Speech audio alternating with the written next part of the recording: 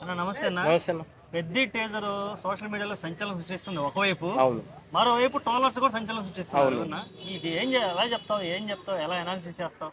రామ్ చరణ్ అన్న బాల్ కొడితే బాలయ్య బాబు పట్టుకున్నాడు. ఉమ్, ఇక బాలయ్య బాబు పట్టుకొని సో ఇట్లా వేరే స్టెప్ వేస్తున్నాడు. ఉమ్, చాలా మంది ఐపీఎల్లో గిట కొంతమంది రామ్ చరణ్ అన్న బాల్ కొడితే సో వాళ్ళు క్యాచ్ పట్టుకున్నట్లు ఇట్లా ట్రోల్స్ గిట బాగా చేస్తుండ్రు.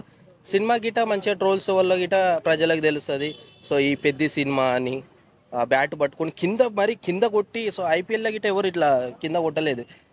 కొత్త రకమైన అది తీసుకొచ్చి కింద కొట్టి సిక్స్ కొట్టినట్లుంది. అసలు మామూలుగా కాదు, బాల్ ఎక్కడనో పోయినట్లుంది కానీ బాలయ్య బాబు చేతిలో పడ్డది అది. ఈ ట్రోల్స్ ఇట్లా చేస్తున్నారు. బాగుంది. ఓవరాల్గా సినిమా చూద్దాం. గేమ్ చేంజర్ కొద్దిగా మంచి సినిమా అన్న గేమ్ చేంజర్ కానీ ఫ్లాప్ చేసారు. ఏంది నాకు అర్థం కాలే.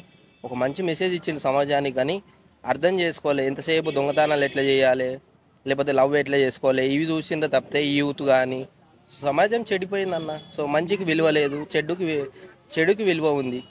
సో దొంగతనాల సినిమాలు అయితే అబ్బా సూపర్ హిట్, 200 కోట్లు, 50,000 కోట్లు. అది మొన్న కొద్దిగా సినిమా చూసిన నేను, గేమ్ చేంజర్ మంచిగా ఉన్నది. మొన్న ఒక సినిమా అన్న, రీసెంట్గా ఒక సినిమా ఏదంటే చావా మూవీ. నా జీవితంలో నేను చూస్తానో లేదా అనుకున్నా, భారతదేశంలో పుట్టినందుకు గర్వపడ్డా. చూద్దాం పెద్ద సినిమా. సో ఇది 6 కొట్టిండు, బాలయ్య బాబు చేతిలో పడ్డది బాలు. చూద్దాం బాలయ్య బాబు చేతిలో పడ్డదంటే ఇక next level movie super hit కావాలని కోరుకుంటున్నా. సో మంచి మెసేజ్ ఇవ్వాలి సినిమా వాళ్ళు. ఎవరైనా సరే సమాజానికి ఒక మెసేజ్ ఇచ్చే సినిమా పక్కా ఆడుతుంది. సో కంటెంట్ ఉండే సినిమా కావాలి. మాసులకు ఎలా అనిపించింది రామ్ చరణ్? బాగుంది. కొంతమంది అంటుండ్రు రంగస్థలం క్యారెక్టర్ లాగా ఉంది, సో పుష్ప క్యారెక్టర్ లాగా ఉంది అని చాలామంది అంటుండ్రు. కానీ పుష్ప, రంగస్థలం ఇవన్నీ వదిలేసి మాస్ లుక్తో ఈరోజు మా అన్న ఎంట్రీ ఇచ్చిండు.